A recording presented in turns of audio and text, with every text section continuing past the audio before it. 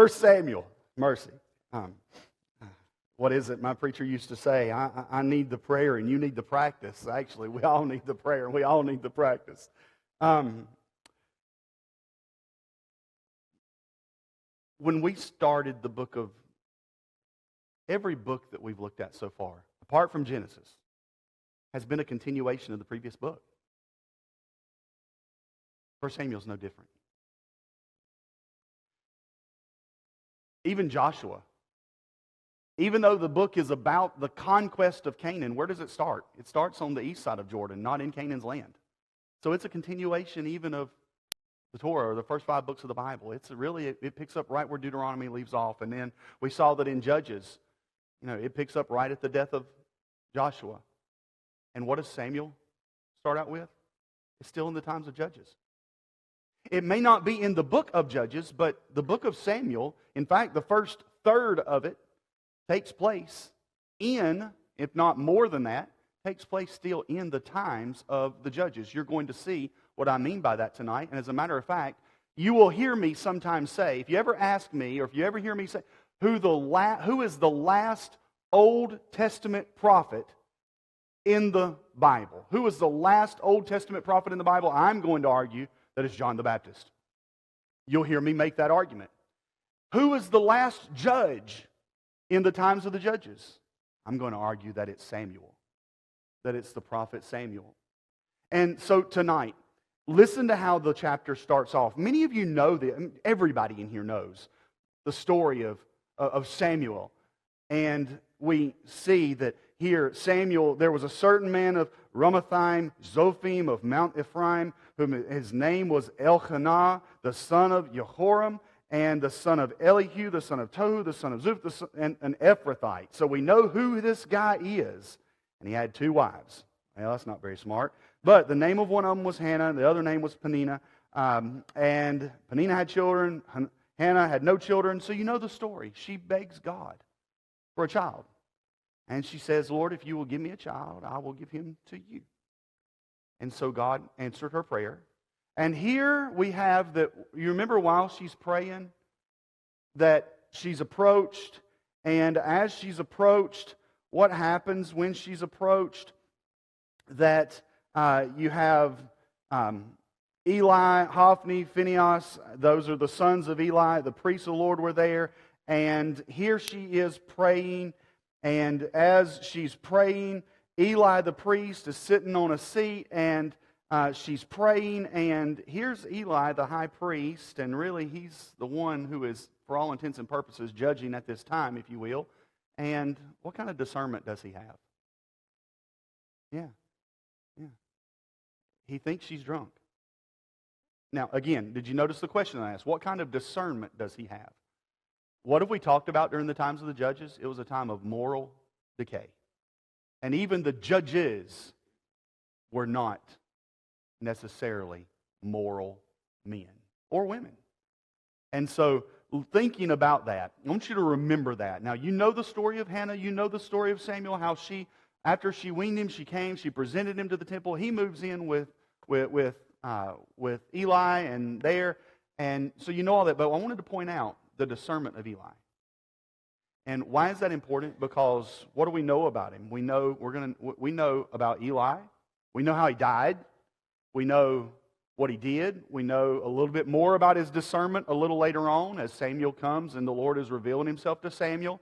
And I'm getting ahead of myself, but I'm getting ahead of myself so that I can get you to understand tonight that First Samuel is a bridge between the times of the Judges and the times of the Kings. It is a time when God is moving the children of Israel, not away from the Abrahamic covenant. No. Not moving away from it, but going deeper into the Abrahamic covenant, where God is now going to establish He's already established the Abrahamic covenant, the Mosaic covenant, and now in this book He is going to establish the Davidic covenant. And this is just one more step in God's progressive revelation as He reveals to us not a what, but a who? The Lord Jesus. From Abraham, through the tribe of Judah, through the seed of David, And we're going to see that, and this book is going to bridge that gap. So we have that chaotic era, and when we get to 1 Samuel, what is 1 Samuel? It is still a chaotic era. And honestly, if anything, it might get a little worse when Samuel comes along. And we're going to see that all of the nation is in an uproar. And so here, spiritual decline, I think we can all agree with that. The Philistines, now, remember Samson? I thought he put those guys to rest he did for a little while. But here they are again. Why? Because the people have gone back into moral decay, and there's that circle that we were talking, sorry for y'all to be this way, that circle of they're doing well, they fall into rebellion, they serve other gods, God sends them in, either sends them into slavery or He brings someone in to oppress them. They turn to Him, they repent, He delivers them, and the cycle repeats. Well, we're still in that cycle when we get to Samuel. And so God is His hand in raising up leaders is seen all throughout, but now we're going to see His hand working specially in the life of Samuel. And this is really amazing. And He doesn't raise Samuel up for Samuel's sake. He raises Samuel up ultimately for David's sake, but not ultimately for David's sake, ultimately for our sake, because it is, again, through that Davidic line that God is going to give us the Messiah. And so if you're not familiar with 1 Samuel, there is so much that we are not going to get through. I tried to be super detailed when we get to the back of the back page tonight with the outline, but there's so much for you to look through, and I'm going to try to hit some high notes. So I may move a little faster here through this overview now that I've said what I've said. So 1 Samuel and 2 Samuel in the Hebrew Bible, in the Hebrew scroll, one scroll. Okay? One book, Samuel. But so we're going to see the transition from tribes to a unified kingdom, first under Saul, later under David. And then actually in 1 Samuel it kind of ends on a cliffhanger, and we'll talk about that shortly as well. But what we're going to see is that God is still sovereign, no matter what. And not only that, but we're going to see, in fact, I'm going to skip all of this here, the rest of this in the overview, and go down to the themes. God's sovereignty and His providence. Sovereignty, His overall plan, providence, how He implements that plan through time, when His sovereignty meets space-time. And then we have obedience and disobedience. That theme is going to continue. It's going to continue into 2 Samuel. So don't be surprised if you see it again. And then God's going to choose the humble. When we get to David, I think this is great. You can see really what Jesse really thinks of his sons. Bring them all in. Don't you have any more sons? Do you not want one of these? Well, I got one more. That's the one that we're looking for. And then there is one of, and if I have time tonight, which I probably won't, maybe I'll do a video on it or something or talk about it later. But there is a very interesting debate between 1 Samuel 17 and 18. And as far as the chronology of that, you can ask me about that later. But then we have the Spirit's working, how the Spirit of God would light upon certain individuals. In the Old Testament, we're going to see that. We see the Messianic promise with the Davidic covenant, or the Davidic promise that we're going to see in 1 Samuel, and then faith and opposition. Let's turn the page. Let's get into the outline itself. There's so much there. The book of Samuel, 1 Samuel, we can really split into three sections. The first third is going to be about the rise of Samuel as a prophet and what? A judge. As a prophet and a judge. So there's Hannah's barrenness, her prayer, her vow, his birth, his education, his dedication, his education in the tabernacle. And then we see the corruption of Eli's sons. Remember, this is the same guy who thinks that. Now, let me just put this in perspective. I'm not trying to badmouth the guy, not trying to run him down into the ground. But let's just understand, this is the same guy who thought a praying woman, having in deep communion with the Lord in prayer, he thinks she's drunk, but he cannot see the wickedness of his own sons. Now, what happens? The Philistines, here they are. The Philistines come, and Hophni and Phinehas, they're there at the battle for whatever reason, and they go, you know what we need? We need a good luck charm. Does anybody have a rabbit's foot? No, they didn't have rabbit's foots back then. They didn't use them. They're about as good as they are today. Didn't do the rabbit any good. But we need something to really encourage the men to fight. I know what will happen. Remember what happened at the Battle of Jericho? What was to lead the way? The Ark of the Covenant and the priests led the way as they marched around. And you had the band following behind, and the soldiers were at the very back. And God led the way as they marched around, and the walls fell down. Hophni and Phinehas, they said, let's go get the Ark of the Covenant. Surely when they see the Ark of the Covenant, it's like the Roman eagles during the Roman Empire. That they would literally take the Roman eagles, the valuable gold eagles, and they would throw them, launch them with a catapult up onto the wall of a city. And then they would promise great riches to whatever soldier was able to recover them and rescue them. You bring it back, you get a special prize. Well, that's what they're doing here with the Ark of the Covenant. That the men are going to see the Ark of the Covenant, and they're going to think the Lord is with them, and they're going to go. The only problem is Hophni and Phinehas are corrupt. And why are the Philistines ruling and threatening them anyway? Because the people of Israel are corrupt. And so what does God allow to happen with the Ark of the Covenant? He allows it to be taken. And in the middle of that, there's a baby being born, and that baby that's born is named Ichabod. And what does Ichabod mean? It means the glory has departed. As they find out that Eli's sons, Hophni and Phinehas, are dead. And when Eli hears that, he's taken aback. But then when he hears the Ark of the Covenant has been taken, he falls back in his chair and he's dead. He's done. He's done. And so the focus is not going to be on the priesthood now, because even it was corrupt with Hophni and Phinehas. So God has now raised up Samuel, a prophet. A prophet. So we're going to see that really begin to take place as the prophets during the times of the kings. And I love this. Isn't it interesting that it's not until we get to the times of the kings with Saul all the way to Zedekiah that we truly have the office of prophet separated out as a separate individual? It's Moses. And the Lord's communicating with Moses. Then with Joshua, the Lord is communicating with Joshua. You sort of have that prophet and not king, but leadership role mixed there.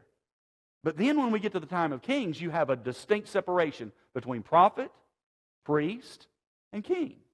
Now we have Samuel here, and then you have Samuel leading. The Ark of the Covenant's taken. It's a really cool story. If you know anything about the Ark of the Covenant, when it's taken, they take it down to Dagon, the Philistine god. Dag in Hebrew means fish, and so he's a fish god. They put him there, put the Ark of the Covenant there before him in the temple there. And what happens? The next day, Dagon's fallen over. His hand's broken off. He's broken, busted before the ark that represents the presence of the God of Abraham, Isaac, and Jacob. And so they begin to pass it off. There's King James is beautiful. I love it. If you read that, God gave them emerods. I'll let you figure out what emerods are. They are either something that you don't want or something that you don't want. Either tumors or something else. But nevertheless, they're plagued with this. They're plagued with rats, and there's just all kinds. So they just pass it off. Hey, guys up the road, we're sending you something that you really ought to see. And what they're really saying is, we don't want this. Let's get this out of here. And finally, the Ark of the Covenant is sent back to Israel in a marvelous, miraculous fashion. Israel doesn't come and get it. God sends it, and it ends up in a place. Yeah, I think that's fair. That's the pose. Yes, he's falling down and bowing down before Yahweh. That is, or before the Ark of the Covenant, which represents His presence. Yes, and so, but then when we get to the Ark of the Covenant, it comes back and here it is. It's staying in this place for a good while. In fact, not until David is king do we see that, and he's been king for at least 7.5 years before they ever inquire about the Ark of the Covenant. But then, during this time, Samuel is what's almost like a circuit judge. You know what a circuit judge is? where he goes around and goes to different places, and he's there in different places at different times. That's what he's doing. In fact, if you think of it this way, you know the old model, and some of you are familiar with it. You're familiar with the Methodist Church used to do it quite a bit, post-Civil War era, when they were growing, putting churches everywhere. That there weren't enough pastors for churches, and so they would have circuit preachers. Well, you would pastor this church and this church and this church, and they would have a Sunday school program.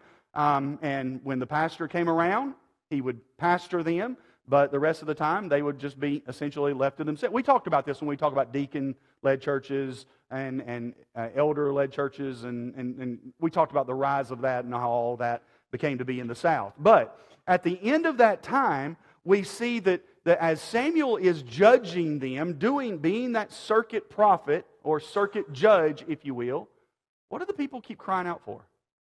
King. King. Why do they want a king?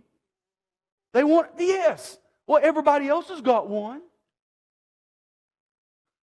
And now some of y'all probably use the exact, well, if everybody had a hole in the head, would you want one too? I mean, I literally remember my folks saying that to me. So here they are. We want a king. We want a king. We want a king. And be careful what you ask for. Be careful what you ask for. Sometimes God might give you what you want to show you that's not what you want. Who was supposed to be their king? Thank you. God was to rule over them. God was not the prophet, not the priest. God was to rule over them. And he had representatives through the prophet, through the priesthood, to intercede on their behalf and to speak to them on his behalf. But they request a king in the second part, so they're going to demand a king, and I love this. They want a king because all the other nations have one. So what does God give them?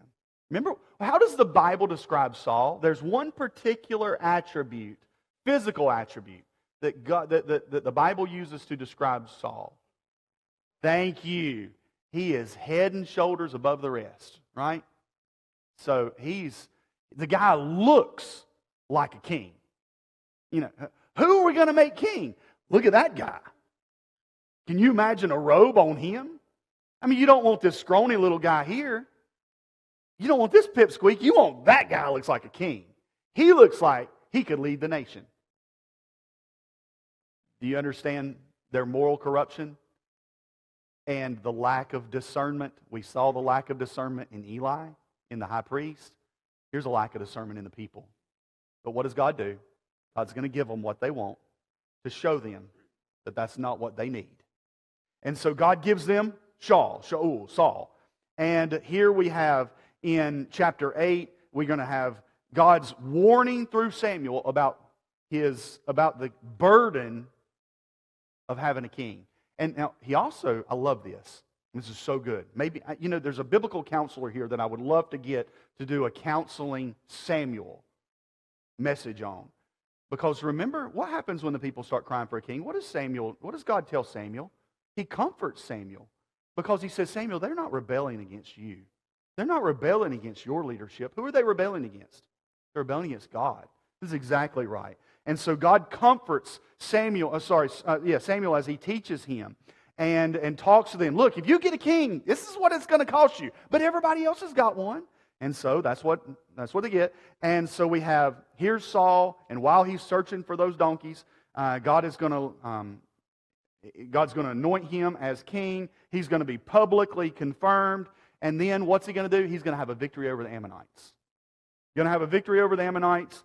And then it's almost like then when you get to Gilgal, it's kind of interesting because you kind of have that same circuit where Samuel was going around. Well, he's got to take Saul around and let everybody know, okay, all you tribes, now you have a king.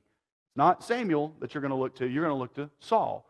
And so as they look to Saul, he has his public confirmation, and now they're going to take him around everywhere. Samuel's going to give his farewell address, and then we're going to see Saul is just absolutely Saul. He is Saul. Ladies and gentlemen, if there is anybody who,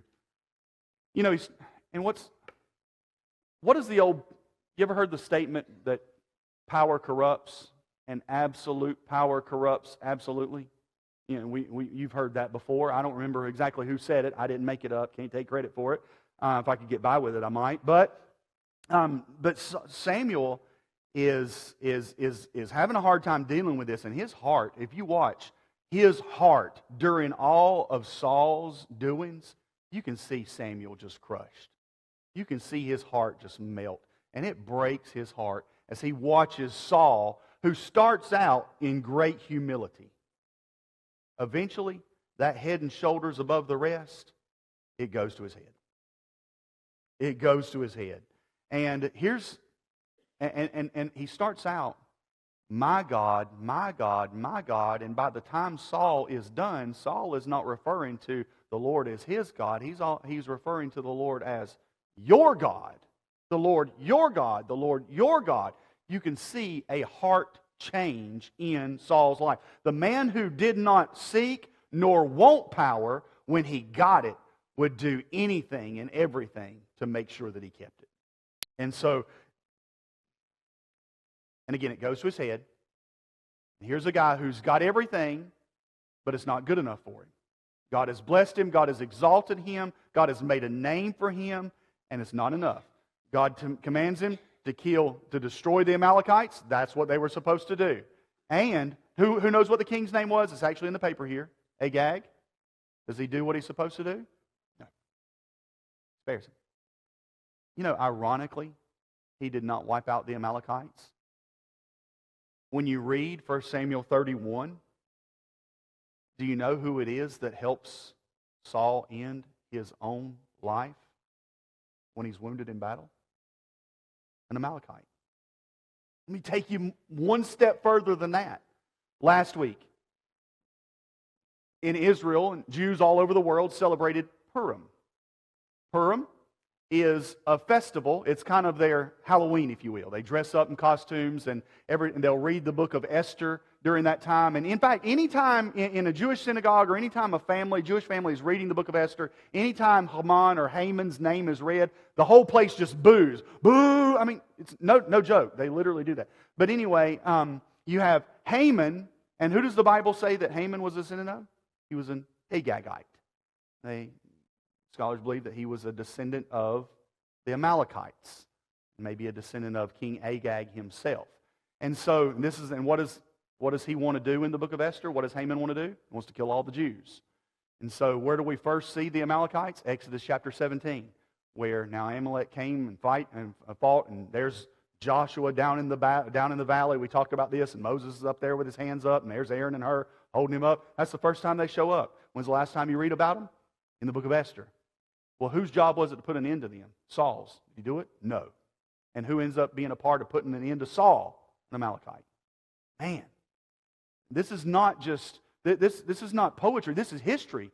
But this is some severe irony as we look at this. And so, but what we're going to end up seeing is Saul's disobedience, and over again. And what do we see? God is going to take his hand off of him. In chapter 15, God is going to reject.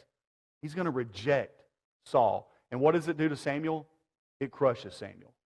It absolutely crushes him. And God humiliates this guy. He deserves every bit of it too. I mean, he's going to kill the prophets. He's going to kill Samuel. And what does God do? God makes him prophesy. And there's conversations about what all that means, but at the end of the day, he uses him and just humiliates Saul to show that he is not the one in control, that God is the one in control. But then we see that he's going to be rejected, and then when we get to chapter 16, Samuel is going to anoint David. And again, we've kind of talked about that, but he's going to be anointed in chapter 16.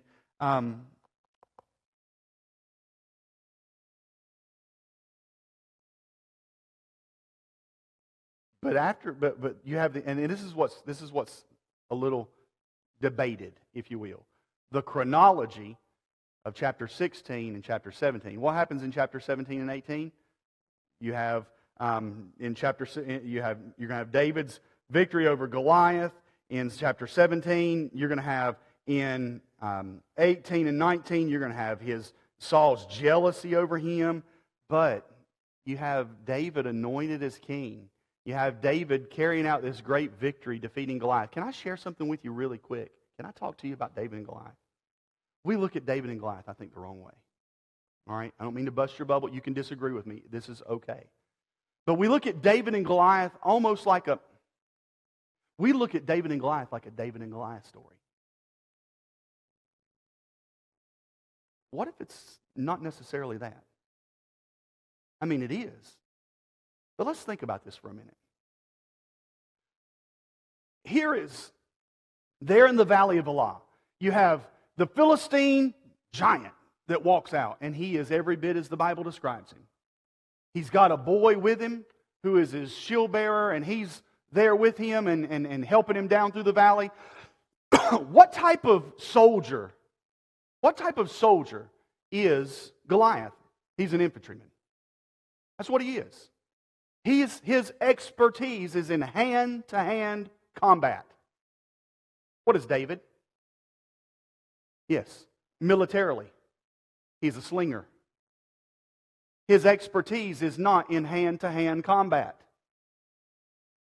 He walks down to face that giant, and he's got Saul's armor. Saul's armor doesn't fit. Listen, not only does it not fit, it's not appropriate for the type of soldier that David is. David is a slinger.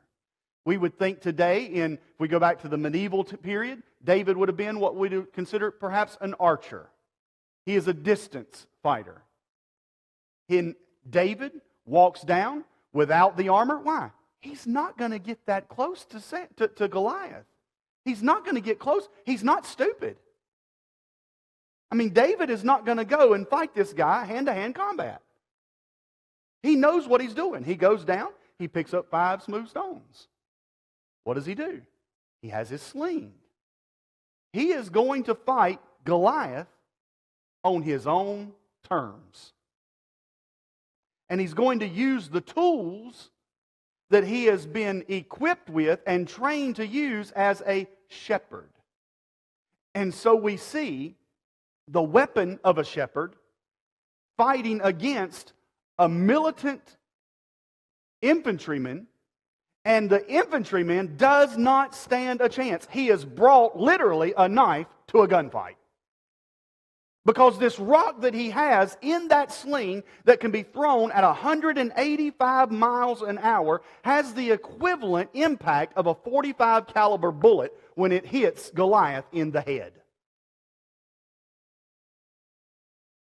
And we think, here's this little guy going... No, Goliath, listen, I tell my kids, and when I've taught others to fight, whatever you're doing in life, you're either trained or you're untrained. And what was David? David was trained.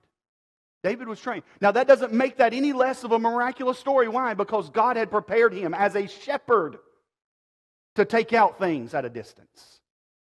And God had given him victory over a bear, over a lion. Do you think David could have manhandled those things on his own? Under his own might, under his own strength? No, but God had blessed him, and God had given him the victory, and God was faithful, and he says, and God will be faithful here. And God is faithful, and God gives him the victory. And if you ever want to see something really amazing, go on YouTube some night when you have insomnia and you cannot sleep and just start looking up people using slings and how accurate they can be. I mean, there's videos of people hitting skeet, coming across and shooting and throwing a sling and hitting them and knocking them out. It's just amazing. But here is David being anointed. God is using him. You can see his hand all over him. And as much as you can see God's hand on David and God elevating David, what's going on with Saul? Saul keeps falling and falling and falling. Morally, he's falling apart. And who does he hate? He hates the one that God is exalting. And what's Samuel doing in all of this? Samuel's crushed. And remember, and finally, what happens? What happens to Samuel? Samuel dies. Is that the end of Samuel as far as we have in the book of 1 Samuel? No. Why? What happens? Tell me what happens. Absolutely. Saul, who has continued his downward moral decay, had ruled that there is to be nobody who consults a witch. Nobody who's to consult anybody in that way, participating in witchcraft. And yet, in order to hang on to his power, he himself goes to the witch at Endor. In the valley of Jezreel, at Mount Tabor, right on the southwestern side, there is Endor. And there, as he goes there, he conceals himself and he wants to conjure up Samuel. And this witch, God grants this, and you know that this witch was a fraud because she is shocked when it actually happens. And she's horrified, and she sees Samuel, and Samuel is described as Elohim, as a God-like figure coming up. He's not God, he's not deity, but this is a word used to describe Samuel as he appears. And Saul is just looking for something to get him through the next day. And what does Samuel tell him? You're a dead man walking. Tomorrow, you're going to be as dead as I am. Man. And so, we see that in 1 Samuel 31. Now, I'm going to say this, and next week, I'm going to tell you what the most important chapter in the Old Testament is, according to me. All right, and it's in 2 Samuel. The last chapter of 1 Samuel is so important. As God puts the death knell in Saul, in the king that they wanted, and he gives them the king, as he establishes the king. Later on in 2 Samuel, but in 1 Samuel 31, we're going to see the death of the king that everybody wanted, and we're going to see that God is going to exalt finally the king whom even his own father didn't think he was worthy to be. Think about that. And so in 1 Samuel, we go from a woman wanting a son, a people wanting a king, to God removing the king that he had given them, and God establishing the king from whose line would come the King of Kings. What a book